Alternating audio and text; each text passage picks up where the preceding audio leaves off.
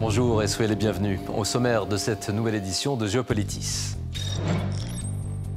Après la violente altercation publique fin février entre Trump, Vance et Zelensky, les événements se sont précipités, mettant l'Ukraine sous pression maximale et provoquant une valse diplomatique. La suspension de l'aide américaine a fini par être levée dans le sillage d'une discussion entre Américains et Ukrainiens, avec à la clé une proposition de cessez-le-feu pendant un mois. L'Union européenne affiche son soutien à l'Ukraine, mais craint aussi pour sa défense. En réponse à la réduction annoncée de l'engagement américain et face aux menaces géopolitiques actuelles, les pays de l'Union veulent massivement investir dans leur armement. Ambassadeur de France en Russie entre 2020 et août 2024, il connaît tous les rouages de la diplomatie et suit l'actualité de très près. Pierre Lévy est notre invité.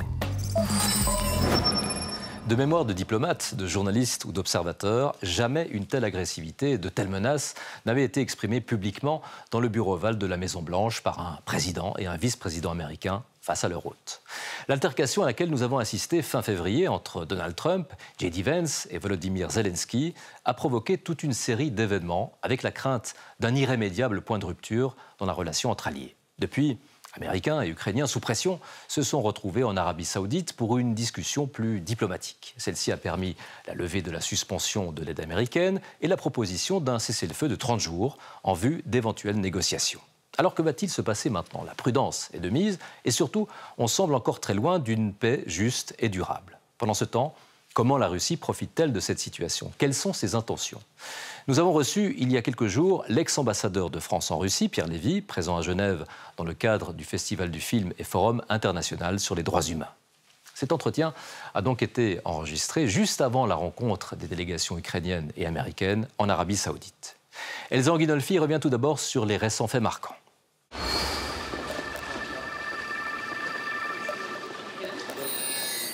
Reprise de contact à Jeddah, après des tensions inédites entre Ukrainiens et Américains.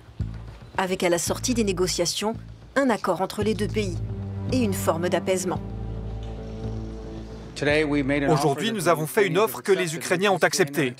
Un cessez-le-feu et des négociations immédiates pour mettre fin à ce conflit d'une manière qui soit durable et qui tienne compte de leurs intérêts. Il est important pour nous de savoir comment cette guerre va se terminer. Il est important pour nous de savoir quelles garanties de sécurité nous recevons. Et je peux vous dire que nous sommes vraiment satisfaits aujourd'hui, car ce fut une conversation très détaillée, très substantielle. Les États-Unis acceptent en contrepartie de reprendre le partage de renseignements et l'aide militaire à l'Ukraine, suspendue quelques jours plus tôt. Pour le secrétaire d'État américain, la balle est maintenant dans le camp des Russes. S'ils disent non, nous saurons malheureusement quel est l'obstacle à la paix. L'image tranche avec la violence de l'altercation entre Volodymyr Zelensky et Donald Trump dans le bureau ovale le 28 février. Vous jouez avec la vie de millions de personnes. Vous jouez avec la Troisième Guerre mondiale. Et ce que vous faites est très irrespectueux pour ce pays. Vous concluez un accord ou nous nous retirons.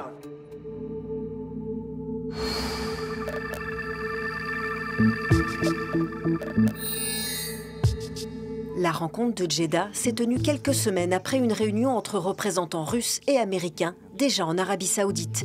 Une rencontre inédite à ce niveau depuis le début de l'invasion russe de l'Ukraine en 2022 et saluée par Vladimir Poutine. Nous avons, à mon avis, fait le premier pas pour reprendre le travail dans des domaines très différents et d'intérêt mutuel. Critiqué par l'Ukraine qui a regretté de ne pas avoir été invitée à cette rencontre, Donald Trump avait accusé Kiev d'avoir initié la guerre.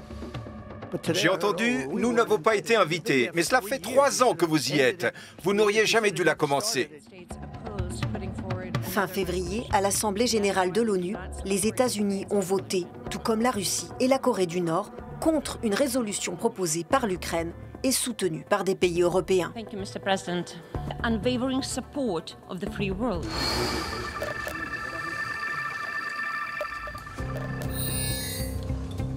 Les prises de position et les revirements de l'allié américain inquiètent en Europe.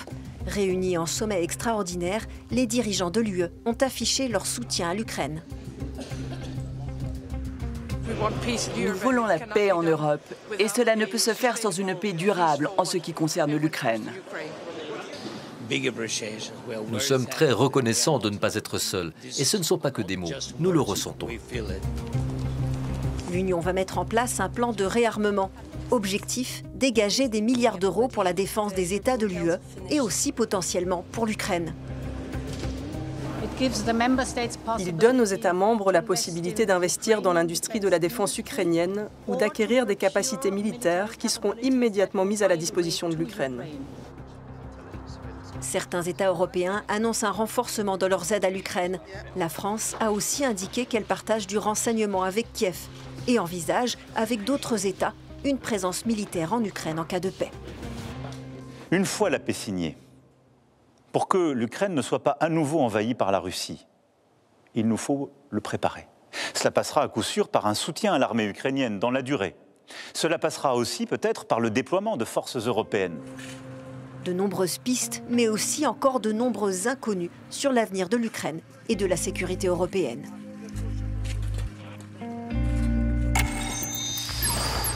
Pierre Lévy, bonjour. Bonjour. Merci d'être parmi nous.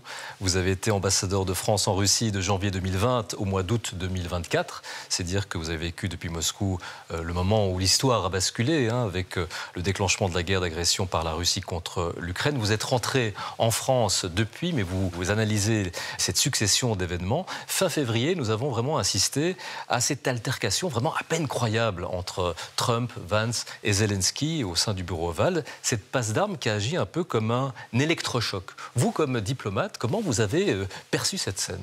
D'abord, cette scène, ou plutôt ce drame, est intervenu dans une séquence vraiment en accéléré. Parce que mesurons bien le chemin parcouru depuis le 12 février, date à laquelle le premier entretien officiel entre le président Trump et le président Poutine a été révélé. Je pense qu'il y en a eu d'autres, bien d'autres avant. Il y a eu aussi, comme temps fort, le vote des Américains avec les Russes aux Nations Unies le 24 juin. Alors cette scène, j'avoue d'abord humainement, j'ai trouvé ça bouleversant, parce qu'il y avait cet homme qui risque sa peau, dont le pays peut disparaître, avec une question abjecte d'un journaliste américain sur sa tenue. Je remarquais d'ailleurs que derrière, il y avait le buste de Churchill dans le bureau ovale. Churchill, je suppose, qui allait lui-même en battle dress pendant la guerre et qui était témoin de tout cela. Et puis, vous le savez, étant journaliste, l'usage, c'est les délégations se rencontrent, la presse est là, il y a un tour image, et puis après... Elle se retire. Voilà, on sort et on se dit ce qu'on a à se dire. Et là, j'ai vraiment eu l'impression que c'était une sorte d'exécution, un bras de fer en public, enfin... très mauvaise, très mauvaise impression, très triste. Et puis alors, tout ce qui s'est passé là depuis finalement un mois, cette séquence accélérée et brutale, me fait penser à autre chose qui, je crois, est intéressant pour l'analyse. C'est le fait que d'un côté, vous avez quelqu'un qui est pressé, président Trump, qui veut en finir, voilà. Et c'est jamais bon quand on est pressé, quand on négocie. Et puis d'un autre côté, vous avez quelqu'un, vous avez les Russes, le président Poutine, qui a le temps devant lui, le temps de l'histoire, le temps de la négociation. Il considère que le temps est de son côté. Et ce contraste, je trouve, est saisissant. Justement, vous qui connaissez bien la Russie officielle, vous avez eu affaire aux diplomates russes. De quelle manière la Russie observe maintenant ces derniers événements ? Elle se frotte les mains ? Alors, ce qui est frappant, c'est que la Russie s'exprime très peu. Il y a beaucoup d'expressions côté américain, bien sûr côté européen, côté ukrainien. Il y a très peu de déclarations. Elle se résume en quelques points, finalement, la position russe actuellement.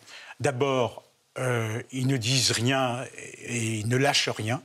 Donc il n'y a pas la moindre concession. Les positions russes sont connues. Quand je voyais mes interlocuteurs, ils me disaient « nous irons jusqu'au bout de l'opération militaire spéciale ». Les objectifs n'ont pas changé. Et ça, c'est clair. Et puis, deuxièmement, il doit y avoir quand même une grande satisfaction, parce que quand on regarde les chaînes d'information, enfin, j'ose pas parler d'information, mais les chaînes officielles russes, on voit bien qu'ils se réjouissent, c'est champagne scoyé. Et puis, troisièmement, je pense qu'il y a une profonde méfiance qui existe toujours parce qu'on ne passe pas comme ça d'une situation dans laquelle les États-Unis sont désignés comme le leader de l'empire du mal, de l'empire du mensonge, je reprends les termes russes, à une situation, à une idylle. Donc je pense que c'est compliqué. Et puis, bien sûr, il faudra qu'ils ajustent leur discours par rapport aux États-Unis. Mais le Kremlin a obtenu ce qu'il voulait, non? C'est-à-dire court-circuiter l'Europe et renouer le dialogue avec les États-Unis. Ça, c'est une constante de la diplomatie russe et même de la diplomatie soviétique. L'idée qu'il y a un duopole, et c'est ce que reproduit Poutine, d'ailleurs, comme au bon vieux temps, un duopole et le monde se dessine entre Moscou et Washington, alors que la réalité est quand même assez différente. Mais ça, c'est une tendance très, très lourde. Et le seul fait d'avoir engagé le dialogue ainsi est déjà un premier cadeau pour la Russie. La Russie, qui a un agenda très clair, selon vous. Vous avez signé une tribune dans le quotidien Le Monde. Vous dites que cette crise est sous forme de poupée russe. C'est-à-dire, la plus petite poupée serait l'Ukraine? La petite poupée, c'est l'Ukraine. Et l'Ukraine, c'est bien au-delà du Donbass et de la Crimée. Je crois qu'il y a un projet véritablement de destruction de la souveraineté de l'Ukraine. L'Ukraine occupe une place très importante dans l'histoire russe. Moi, je ne suis pas historien, je me garderais bien d'entrer dans ce débat très délicat, mais quelles que soient les relations historiques, il n'y a pas d'excuse à envahir un pays souverain. Donc il y a clairement, ce pays jumeau ne peut pas leur échapper. Ça, c'est ma conviction profonde. La deuxième poupée, la poupée intermédiaire, c'est la lutte contre les États-Unis, l'Union européenne et l'OTAN. Il y a toujours eu ce projet d'affaiblir l'Union européenne. Les Russes ont mis sur la table, en décembre 2021, un projet de traité à signer avec l'OTAN et avec deux projets avec les États-Unis, qui revenait en fait à repousser les limites de l'OTAN à la situation pré-1997, avant l'élargissement. Donc ça, c'est clair. Et puis la troisième poupée, la plus importante, c'est la remise en cause de l'ordre du monde. Vous voyez, c'est-à-dire, les Russes parlent d'ordre multipolaire. C'est une réalité, la multipolarité existait bien avant la guerre.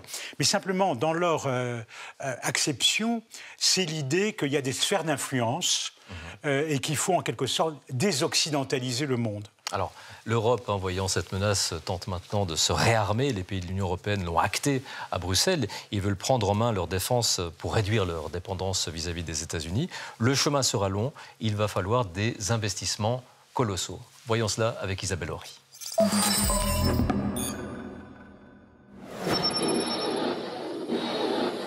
C'est une liste de courses qui donne le tournis. Les Européens ont dévoilé les nombreux domaines dans lesquels ils doivent investir. Défense aérienne et antimissiles, systèmes d'artillerie, missiles et munitions, drones et antidrones, facilitateurs stratégiques, mobilité militaire. Il manque effectivement des équipements clés au 27, comme des lanceurs de missiles capables de frapper loin, ou même des avions cargo pour transporter rapidement des troupes sur le front. L'industrie va aussi devoir monter en puissance pour la production de munitions, notamment pour l'artillerie. Deuxième point noir, les technologies spatiales. En Ukraine, le système Starlink d'Elon Musk s'est rendu indispensable pour sécuriser les connexions Internet.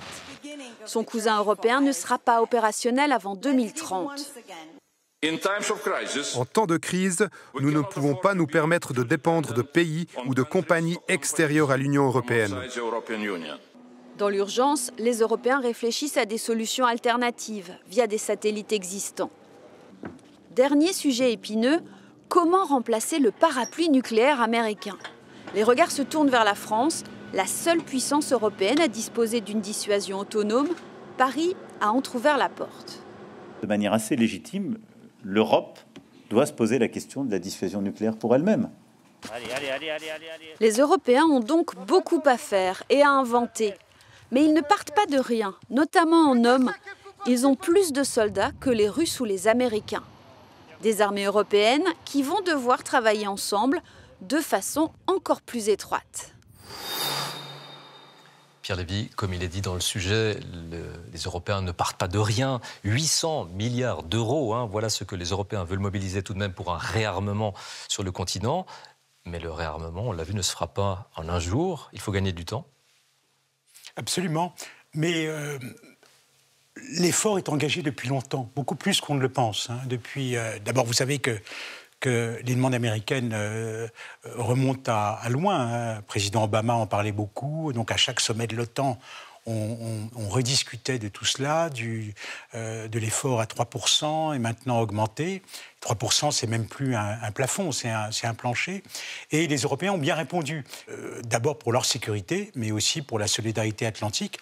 Mais aujourd'hui, il est clair qu'il faut véritablement donner un coup d'accélérateur. Et les décisions du Conseil européen du 6 mars vont dans le bon sens. Simplement, je trouve que ça traduit vraiment une très grande mobilisation. Simplement, et ça je crois que c'est important de garder les choses à l'esprit, moi j'ai toujours distingué, quand je m'occupais d'affaires européennes, le hardware, c'est-à-dire les instruments, les procédures, instruments civils et militaires, les financements, du software, c'est-à-dire fondamentalement la volonté politique.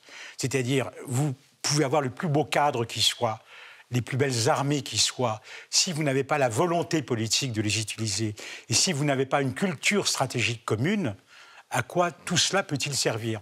Et donc, tout ça pour dire que ça ne se fait pas du jour au lendemain. Il y a un gros effort à faire en matière industrielle, en matière de base de défense, mais on a vraiment des capacités, des atouts. Mais encore faut-il que l'on soit d'accord pourquoi, comment, et je reviens à ce concept absolument fondamental à mon sens, qui est le logiciel stratégique commun. Oui, et puis la question du nucléaire français, aussi du parapluie nucléaire français a été évoquée. C'est quand même dangereux de brandir ce spectre du nucléaire. D'abord, les premiers à l'avoir brandi, ce sont les Russes. Je ne pourrais vous dire le nombre de fois où la menace nucléaire a été invoquée par Moscou. Je me souviens que 3 jours après le début de l'invasion, le président Poutine a dit « Nous mettons nos forces de nucléaire en alerte spéciale de combat ». Alors donc, nous avons regardé tous nos manuels de doctrine pour savoir à quoi tout ça pouvait correspondre. On ne savait pas trop, et puis il n'y avait pas de... les choses se sont ensuite poursuivies, comme vous le savez. Mais ce sont les Russes qui ont agité les premiers la menace, et donc pour faire peur, bien sûr. Et je crois qu'aujourd'hui, dans cette approche, il faut trouver le bon équilibre en disant aux gens, voilà la réalité, mais sans brandir des épouvantails. Et la question du parapluie français, c'est une question, là aussi, qui est très ancienne. Comme vous le savez, par intervalles réguliers, le président de la République fait des grands discours de doctrine. Le président Chirac en 2006 à l'île Longue, le président Hollande en 2016, le président Macron en 2020 à l'école militaire. Et donc il explique quelle est notre doctrine. Et on a toujours dit, ça remonte bien avant aussi le président Chirac, que quand on parle des intérêts vitaux français, il y a une dimension européenne. Mais on ne peut pas en dire plus, bien évidemment. Et je crois qu'il y a des manières aussi d'acculturer nos partenaires européens à cette approche. Et d'ailleurs, régulièrement, nous les informons de nos développements. Ils visitent des installations de nos forces stratégiques. Voilà, donc là aussi, c'est une évolution qu'il faut bien manier, mais qui, je crois, est très importante. Alors l'Europe affiche par ailleurs son soutien à l'Ukraine, mais pendant ce temps, l'Ukraine est sous pression maximale. Cette période pendant laquelle les déclarations se multiplient, partent dans tous les sens, peuvent être faites un jour et contredites le lendemain. Cette période donc est extrêmement difficile à vivre pour les Ukrainiens. Écoutez notre correspondante en Ukraine, Maureen Mercier. Il y a énormément d'angoisse ici.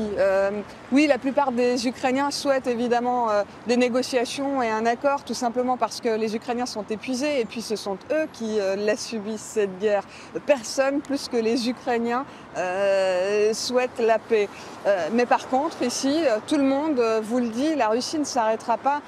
Les Ukrainiens se basent sur les faits, sur leur histoire. Ils le rappellent, cette guerre n'a pas 3 ans. La Russie les envahit depuis maintenant plus de 10 ans. Donc ce qu'ils redoutent, c'est que Trump ne les oblige à accepter un accord sans leur donner des garanties en termes de sécurité, qu'on leur torde le bras finalement. Beaucoup d'Ukrainiens me l'ont dit ainsi, ils m'ont dit on n'ose même plus espérer une paix prochaine. Et puis j'ai encore ces mots de ce soldat, un jeune père, et il a 40 ans, il me dit vous et moi, la paix on ne la verra pas. Si je veux me montrer positif, j'espère que ma fille, oui, la verra. Sa fille, c'est un nouveau-né en l'occurrence. Et évidemment que ce père, comme à peu près tous les soldats qui sont sur le front, ne souhaite qu'une seule chose, c'est pouvoir rentrer enfin à la maison. Pierre Lévy, on a entendu Maureen Mercier, notre correspondante, qui signe un podcast Carnet d'Ukraine disponible sur l'application Play RTS pour faire découvrir une Ukraine qui vit et qui résiste. Voilà, c'est aussi important, ça parlait de la résistance des Ukrainiens. L'Ukraine où la population est toutefois dépitée et qui craint vraiment de ne plus connaître la paix, la vraie, du moins pendant encore un certain temps. Oui, effectivement, et ce qui est terrible, c'est que ces deux pays sont très proches par l'histoire. Le nombre de Russes que j'ai rencontrés, y compris à des niveaux officiels élevés, qui vous parlent de leur famille proche en Ukraine. L'Ukraine est un pays souverain et tout ce qui est arrivé depuis 2014 a renforcé son identité. Moi, je me souviens, on disait entre nous, entre diplomates français, ils ont gagné la Crimée, mais ils ont perdu l'Ukraine. Oui. Et donc, aujourd'hui, il y a un vrai sentiment national ukrainien, mais c'est terrible humainement. Hein, tant les liens sont proches entre les deux peuples. Et c'est peut-être pour ça, d'ailleurs, que c'est si dramatique et si terrible. Enfin, Et côté russe, je ne parle pas là de la Russie officielle, mais que dire de la population russe? Il y a ce ras-le-bol aussi qui s'exprime, cette situation perdure. Je crois, c'est très difficile d'accorder de la valeur au sondage. Mais enfin, il y a quand même quelques instituts qui travaillent sérieusement. On voit qu'il y a quand même une grande majorité qui soutient la ligne actuelle du président Poutine, d'abord par patriotisme, parce que c'est le thème habituel de la Russie assiégée, la forteresse Russie. Deuxièmement, parce qu'ils ne savent pas trop ce qui se passe, quelle est la réalité qu'ils perçoivent. On leur dit en permanence dans les médias officiels de propagande que la Russie est attaquée par l'OTAN. Le président Poutine, comme vous le savez, avait invoqué la légitime défense dans son discours au matin de l'invasion.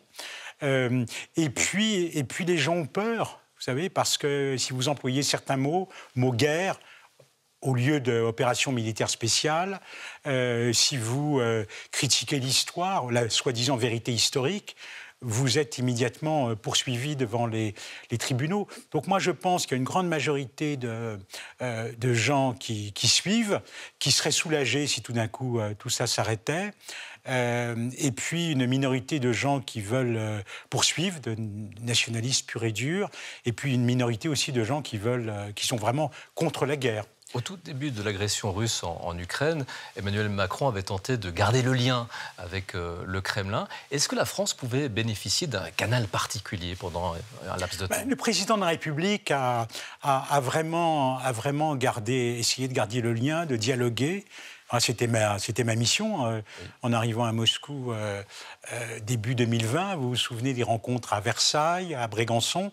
Et le président de la République est allé jusqu'au bout, puisqu'il est allé le 7 février à Moscou. Il y a cette image un peu historique de la table de 6 mètres de long.